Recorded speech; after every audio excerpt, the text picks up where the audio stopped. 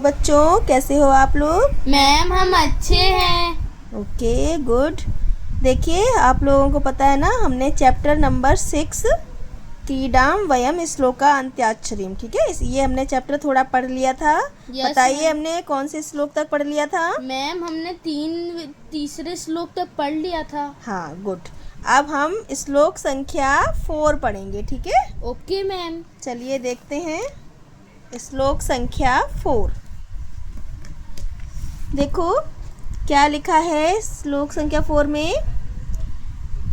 ऐसाम न विद्या न तपो न दानम ज्ञानम न शीलम न गुणो न धर्मः ते मृत्यु लोके भुवि भारभूता मनुष्य रूपेण मृगाश्चरन्ति। ओके, इसमें देखो मैंने आप लोगों को उस दिन बता दिया था पदच्छेद क्या होता है और अन्वय क्या होता है। अब हम भावार्थ देखेंगे इसका, ठीक है? भावार्थ से देखिए, ये जनः विद्यां न अर्जयन्ति कठिन व्रतं न आचरन्ति दानं न कुर्वन्ति ज्ञानं न अर्जयन्ति उत्तम चरित्रवन्तः न भवन्ति गुणवन्तः न सन्ति धर्माचरणं न कुर्वन्ति ते अस्यां भूमौ भारभूताः सन्तः पशवः इव इतस्ततः भ्रमन्ति। ठीक है, ये जना मतलब जो लोग विद्याम न अर्जयन्ति, विद्या का अर्थात ज्ञान का अर्जन नहीं करते हैं, कठिन व्रतम न आचरन्ति, कठिन व्रत का पालन नहीं करते हैं या आचरण नहीं करते हैं। कठिन व्रत से मतलब है अपने जीवन में कुछ कठिन नियम नहीं बनाते हैं, है ना? जैसे कि हम अपने जीवन में जब कुछ कठिन नियम बना लेते हैं ना कि हमें ये काम आज करना है या हमें इस काम को डेली करना है, इस टाइम तक करना है, अपना एक निश्चित नियम बना लेते हैं ना, तो वो नियम बनाना बहुत ज़रूरी होता है ना।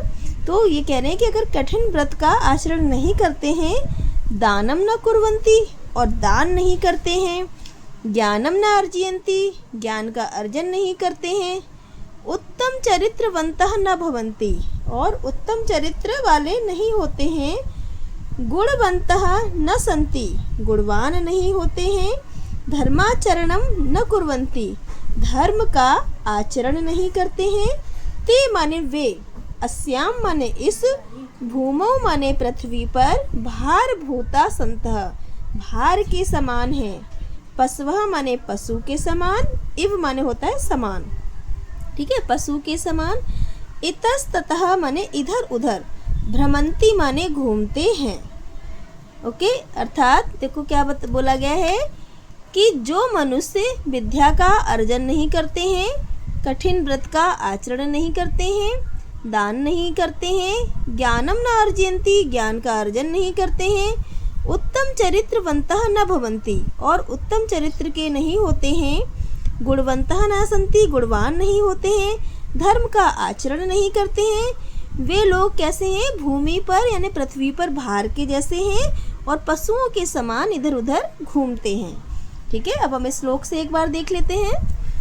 ऐसाम न विद्या न तपो न दानम ज्ञानम न शीलम न गुणो न धर्मः। ऐसाम माने जिसके पास न विद्या है, न तप है, न दान है, न ज्ञान है, न शील है, न गुण है, न धर्म है, ते माने बे, मर्त्य लोके मतलब इस संसार में या पृथ्वी पर, भुवि भारभूता भार के समान है और मनुष्य के रूप में, मृगाश्चरन्ति पशुओं के समान इधर उधर चरते रहते हैं या घूमते रहते हैं। ठीक है, आइए अब देखते हैं श्लोक संख्या 5। देखिए क्या लिखा है। तदा वृत्तिश्च कीर्तिश्च लक्ष्मीर्वाणी यशस्वनी तत्वज्ञानम परा शांतिर यदा विद्या भवेत् तब। ठीक है, इसका भी देखो भावार्थ देखते हैं क्या है। यदि त्वं विद्याम अर्जयसि, यदि तुम विद्या का अर्जन करते हो, तहिर माने तो, त्वं माने तुम, उद्योग मतलब व्यापार, यशः माने यश, धनम माने धन, कीर्तिम माने यश को या कीर्ति को, कीर्तिम प्रदाम वाणी मतलब कीर्ति युक्त वाणी को, वास्तविक ज्ञानम, वास्तविक ज्ञान को, उत्तमाम शांति, उत्तम शांति को, च प्राप्नोसि, प्राप्त करते हो, च माने और, प्राप्त करते हो। अतः निरंतरम विद्या अर्जनम करणीयम, अतः माने इसलिए, निरंतर माने लगातार, विद्या का अर्जन करना चाहिए। ठीक है, तो इस श्लोक में भी विद्या की विशेषताओं को बताते हुए कहा गया है कि जो मनुष्य होते हैं उनको निरंतर विद्या का अर्जन करते रहना चाहिए। क्यों करते रहना चाहिए? क्योंकि यदि वो विद्या का अर्जन करते हैं तो उनको व्यापार, मतलब कोई काम धंधा है ना, उद्योग, यश, धन, कीर्ति युक्त वाणी, वास्तविक ज्ञान और उत्तम शांति की प्राप्ति होती है। ठीक है, इसलिए उनको निरंतर विद्या का अर्जन करते रहना चाहिए। अब इस श्लोक से देखेंगे, तदा मने तब, वृत्तिश्च कीर्तिश्च लक्ष्मीर्वाणी यशस्वनी, मतलब कि वृत्ति मतलब धन, कीर्ति, वृत्ति मतलब उद्योग है यहाँ पर, कीर्ति लक्ष्मी मीन्स धन है, और यशस्वी वाणी तत्व ज्ञानम परा शांतिर यदा, और मतलब परम शांति कब मिलती है? यदा माने जब, विद्या भवे तद, जब उनके पास विद्या होती है, ज्ञान होता है ना। तो मनुष्य को चाहिए कि वो निरंतर विद्या का अध्ययन करता रहे, क्योंकि निरंतर विद्या करने से ही उसको सब कुछ मिल सकता है। उसको उद्योग या व्यापार भी मिल जाएगा, है ना, उसको यश युक्त वाणी मिल जाएगी, उसको कीर्ति मिलेगी, उसको धन मिल जाएगा, है ना। मतलब कि विद्या के अर्जन करने से उसको सब कुछ मिल सकता है। अब हम श्लोक संख्या 6 देखेंगे। श्लोक संख्या 6 में, विद्या नाम नरस्य रूपम अधिकम प्रच्छन्न गुप्तम धनम, विद्या भोग करी यशः सुख करी, विद्या गुरूणाम गुरु, विद्या बंधु जनो विदेश गमने, विद्या परा देवता, विद्या राजसु पूज्यते, नहीं धनम विद्या विहीनः पशु। ठीक है, देखो अब इसका भावार्थ देखते हैं। विद्या मनुष्यस्य श्रेष्ठम सौंदर्यम अस्ति, इसमें कहा गया है कि जो विद्या होती है हमारी, वो क्या होती है? मनुष्य का श्रेष्ठ सौंदर्य होता है। ठीक है, मतलब कि अगर तुम विद्यावान हो, तुम पढ़े लिखे हो, तो वो मनुष्य को मतलब श्रेष्ठ सुंदरता प्रदान करता है ना। मतलब कहने का भाव ये है कि भले ही जो मनुष्य है वो मतलब वैसे देखने में सुंदर ना हो, लेकिन अगर वो विद्यावान है, पढ़ा लिखा है, तो उसमें एक अलग ही सुंदरता आ जाती है ना, वो बहुत सुंदर लगने लगता है। अदृश्यम गुप्तम च धनम, और जो विद्या होती है वो छुपा हुआ धन होता है। ठीक है, अदृश्यम मतलब दिखाई ना दे, गुप्तम माने गुप्त, छुपा हुआ, धनम अस्ति धन है। विद्या आनंदम जनयति, विद्या क्या करती है? आनंद का जन्म करती है, आनंद को उत्पन्न करती है। कीर्ति वर्ध्यति, कीर्ति को बढ़ाती है ना, यश को बढ़ाती है। सुखम च प्रददाति, और सुख को प्रदान करती है। विद्या गुरुणाम गुरु अस्ति, विद्या जो है वो गुरुओं का भी गुरु है ना। जो हमारे गुरु लोग होते हैं वो भी तो विद्या अध्ययन करते हैं, है ना। तो जब कोई विद्या अध्ययन कर देता है तभी तो वो गुरु बनता है ना। बिना गुरु विद्या के तो कोई गुरु नहीं बन जाता है। तो विद्या जो है वो गुरुओं का भी गुरु है। विदेश यात्रायाम विद्या बंधु भवति, जब हम किसी दूसरे देश में जाते हैं, विदेश का मतलब दूसरे देश में यात्रा जाते हैं, तो वहाँ पे जो हमारी विद्या है वो बंधु माने भाई होती है। मतलब जैसे भाई हमारी मदद करते हैं ना, उसी प्रकार से अगर हम कहीं अकेले जा रहे हैं दूसरे शहर में घूमने के लिए, तो जो विद्या है वो हमारी एक भाई की तरह मतलब मित्र होती है। भाई की तरह कैसे? मतलब जैसे हम पढ़े लिखे हैं तो हम कहीं भी जाएंगे तो वहाँ के मतलब हम उसको पढ़ लेंगे, वहाँ के जो रूल्स वगैरह होते हैं उनको पढ़ के समझ सकते हैं ना, और वो हमारी हेल्प करेंगे। अगर हम पढ़े लिखे ही नहीं होंगे तो हम कुछ समझ ही नहीं पाएंगे, वहाँ क्या रूल्स है, क्या लिखा है, क्या कहा गया है, कुछ समझ में ही नहीं आएगा हमारी, है ना। तो विद्या जो है वो भाई के समान विदेश यात्रा में हमारी मदद करती है। विद्या प्रधाना देवता अस्ति, विद्या प्रधान देवता है। राजसभासु विदुषाम एव सम्मानः भवति, राजसभा में जो विद्वान लोग होते हैं जिनके पास विद्या होती है उनका सम्मान होता है। न तो धनिकस्य, ना कि धनिकों का अर्थात धनवानों का, मतलब कि जो राजसभाएं होती हैं, बड़ी बड़ी सभाएं होती हैं, उनमें विद्वानों का सम्मान होता है, धनवानों का नहीं। अतः यह विद्याहीनः भवति सह पशु समानः भवति। अतः जो विद्याहीन है, जिनको बिल्कुल भी पढ़े लिखे नहीं हैं, वो क्या है, इस धरती पर पशु के समान है ना। जैसे जानवर इधर से उधर घूमते रहते हैं, ऐसे जो लोग पढ़े लिखे नहीं होते उनको क्या काम धंधा, कुछ नहीं, वो तो बस इधर से उधर सुबह उठेंगे, इधर घूम रहे उधर घूम रहे, बस हो गया, है ना। लेकिन जो विद्यावान होता है वो कुछ काम धंधा करता है, उसका यश बढ़ता है, उसकी कीर्ति बढ़ती है, उसको उसके बदले में धन भी मिलता है ना, और लोग उसको सम्मान भी देते हैं, उसको सुख की प्राप्ति भी होती है ना। तो विद्या जो है वो सभी के लिए बहुत आवश्यक है ना। तो विद्या इसीलिए कहा गया विद्या गुरुओं की भी गुरु है। अब एक बार इस श्लोक से देख लो। विद्या नाम नरस्य रूपम अधिकम। विद्या मनुष्य का सर्वश्रेष्ठ रूप होता है, सौंदर्य होता है। प्रच्छन्न गुप्तम धनम, और छुपा हुआ धन है। विद्या भोग करी यशः सुख करी, है ना। विद्या भोग करी है और यश प्रदान करने वाली है और सुख को प्रदान करने वाली है। विद्या गुरुओं की भी गुरु है। विद्या बंधु जनों विदेश गमने। विद्या विदेश जाते समय भाई के समान का है। विद्या परा देवता, विद्या परम देवता के समान है। विद्या राजसु पूज्यते, है ना। जो विद्यावान होते हैं उनको उनकी राजसभा में पूजा होती है। न ही धनम, न कि धन की। विद्या विहीना पशु, जो विद्या विहीन है, जिनके पास विद्या नहीं है, वो पशु के समान हैं। चलिए अब नेक्स्ट श्लोक देखते हैं। श्लोक संख्या 7, है ना। श्लोक संख्या 7 देखेंगे।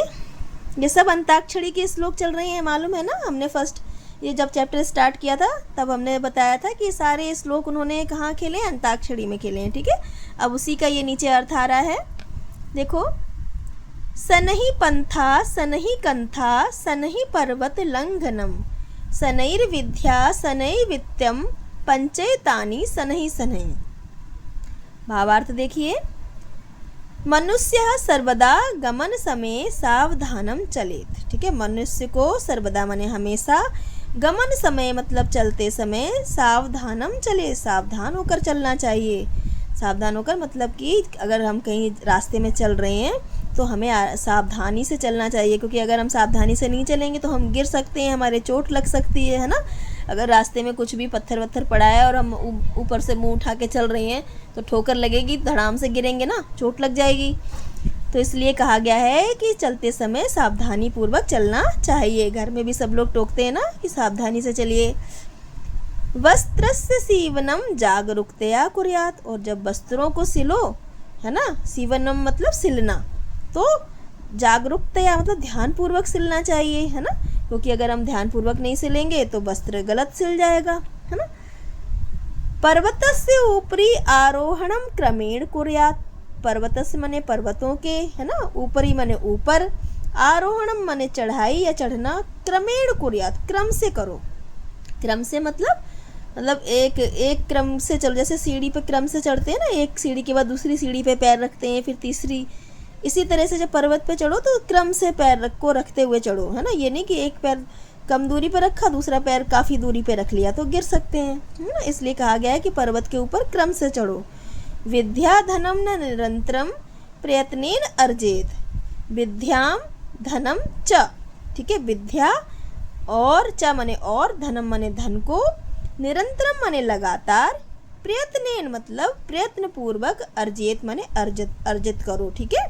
मतलब कि हमें विद्या और धन का निरंतर माने लगातार प्रयत्न करते रहना चाहिए, है ना। विद्या को और धन को पाने के लिए हमें निरंतर लगातार प्रयत्न करते रहना चाहिए, इसको अर्जित करते रहना चाहिए। एतानि पंच कार्याणि सनहि, अर्थात सोपान क्रमेण एव कुर्यात्। ये जो ऊपर 5 काम बताए गए हैं इनको धीरे, और सोपान मतलब सीढ़ी, क्रमेण सीढ़ियों के क्रम से करना चाहिए। मतलब जैसे कि हम सीढ़ियों पे क्रम से चढ़ते हैं, उसी प्रकार इन 5 कार्यों को भी हमें क्रम से करना चाहिए, है ना। कौन से 5 कार्य बताए गए थे, अभी पढ़ा था ना ऊपर से। एक तो चलते समय सावधानी पूर्वक चलें। नंबर 2 पे था वस्त्रों को सिलते समय ध्यान पूर्वक सिलें। नंबर 3 पे था पर्वत के ऊपर चढ़ाई करते समय क्रम से करें। नंबर 4 पे था विद्या को लगातार पाने की कोशिश करते रहना चाहिए या विद्या को लगातार अर्जित करना चाहिए। और 5वां था धन को, है ना, विद्या और धन एक साथ दे दिए। 5वें नंबर पे धन है, धन को भी निरंतर या लगातार प्राप्त करते रहना चाहिए। ठीक है, तो ये 5 काम इन्होंने कहा है कि ध्यानपूर्वक धीरे धीरे करने चाहिए। अब इस श्लोक से देखते हैं। देखो, सनही, सनही का मतलब होता है धीरे। ठीक है, शब्दार्थ आपके पाठ में पीछे दिए गए हैं, आप लोग उससे याद कर लोगे। सनही का अर्थ होता है धीरे। पंथा माने रास्ता। ठीक है, सनही कंथा, कंथा माने गुदड़ी या कपड़ा, पुराने कपड़ों से जो बनाई जाती है ना, दरी वगैरह, है ना, उसको बोलते हैं कंथा, जो पुराने कपड़ों को मिलाकर बनाई जाती है, सिलकर, पुराने कपड़ों को सिलकर जो बनाई जाती है। ठीक है, सनही पर्वत लंघनम, धीरे धीरे पर्वतों पे चढ़ाई करना। सनैर विद्या, धीरे धीरे विद्या अर्जित करो। सनई वित्तम, धीरे धीरे धन का अर्जन करो। पंचैतानि, इन 5 को सनही, सनही मतलब धीरे धीरे करना चाहिए। ठीक है, आ गया ना समझ में। नेक्स्ट देखते हैं। देखो, अब है हमारा श्लोक संख्या 8। ठीक है, क्या है? न विद्या विनाम सौख्यम नराणाम जायते ध्रुवम अतो धर्मार्थ मोक्षेभ्यो विद्याभ्यासम समाचरेत। ठीक है, देखो भावार्थ में देखते हैं क्या कह रहे हैं। मानवानाम कृते विद्या अर्जनम अत्यंतम अनिवार्य, मतलब भवति, मानवों के लिए विद्या अर्जन मतलब विद्या का अर्जन अत्यंत अनिवार्य होता है। यदि नरा विद्या अर्जनम न कुर्वन्ति, यदि मनुष्य, नरा माने मनुष्य, विद्या का अर्जन नहीं करते हैं, तहिर स्थिरम सुखम न प्राप्नुवन्ति, तो वो स्थिर सुख को प्राप्त नहीं करते हैं, है ना। अतः धर्म साधनाए अर्थ लाभाए मोक्ष प्राप्तुम च विद्याभ्यासम कुर्यात्। अतः माने इसलिए धर्म की साधना के लिए, अर्थ मतलब धन के लाभ के लिए, और मोक्ष की प्राप्ति के लिए विद्या का अभ्यास कुर्यात् माने करना चाहिए। ठीक है, श्लोक से देखो क्या है। न विद्या बिना सौख्यम, मतलब कि विद्या के बिना न माने नहीं है, सौख्यम माने सुख, नराणाम माने मनुष्यों को, जायते ध्रुवम, है ना, निश्चित ही, ध्रुव माने निश्चित ही, मनुष्यों को विद्या के बिना सुख की प्राप्ति नहीं होती है। अतो धर्मातम मोक्षेभ्यो, अतः धर्म और मोक्ष की प्राप्ति के लिए मनुष्य को चाहिए कि वो निरंतर विद्या का अभ्यास करता रहे, है ना। ठीक है, अब हम नेक्स्ट देखते हैं।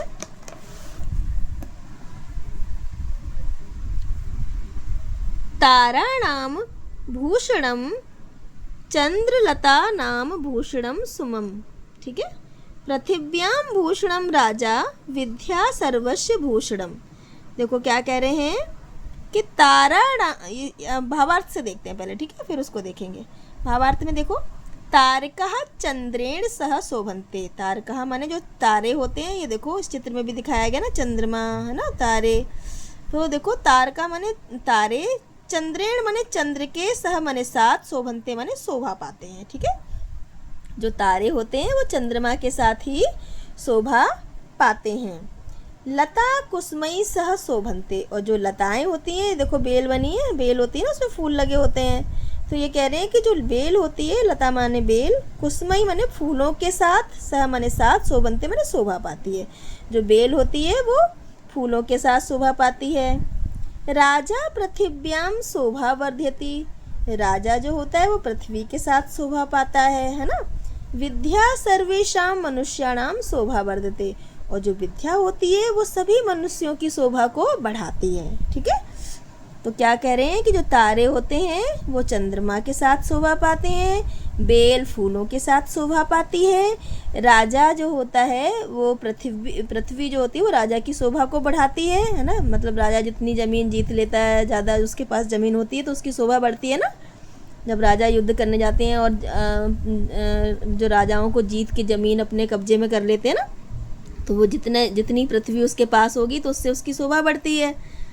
इसी प्रकार जो विद्या है वो सभी मनुष्यों की शोभा बढ़ाती है। विद्या सर्वेषां मनुष्याणां शोभा वर्धते।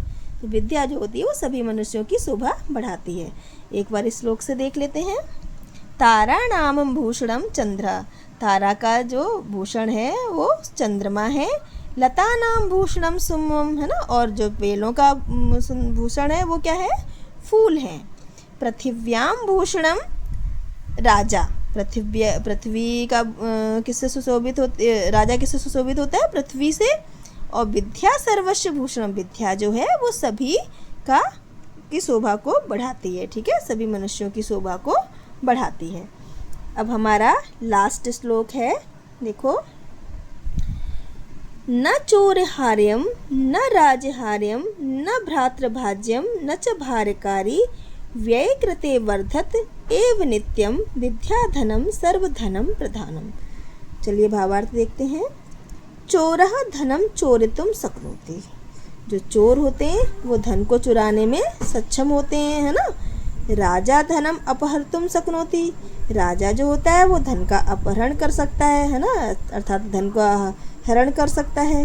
भ्रातृसु धनस्य विभाजनम भवितुम अर्हति। जो भाई होते हैं वो धन का विभाजन करवा देते हैं, बंटवारा हो जाता है ना, बंटवारा कर लेते हैं। धनस्य व्ययेन धनम न्यूनम भवति। और धन का खर्च करने से धन जो होता है वो कम हो जाता है ना। हम कुछ खरीदेंगे, पैसे देंगे तो हमारा धन कम होगा ना। किंतु विद्या रूपी धन जो होता है वो चोर चोरितुम न शक्नोति। उसको चोर चुरा नहीं सकते। राजा तस्य अपहरणम कर्तुम न शक्नोति। राजा उसका अपहरण नहीं कर सकता। विद्या धनस्य विभाजनम न भवति।